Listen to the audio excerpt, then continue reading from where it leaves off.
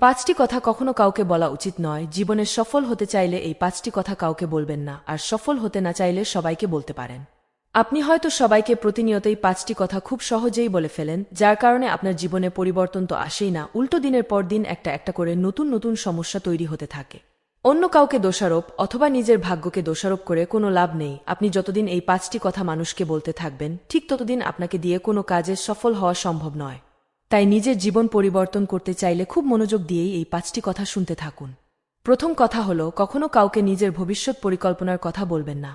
দেখুন, আমরা যখন কাউকে আমাদের ভবিষ্যৎ পরিকল্পনার কথা বলি, তখন আমরা ভাবি ওই মানুষটা হয়তো আমাকে সামনে এগিয়ে যাবার জন্য মোটিভেশন দেবে, আমাকে আমার স্বপ্নটা পূরণের জন্য ভালো কোনো পরামর্শ দেবে।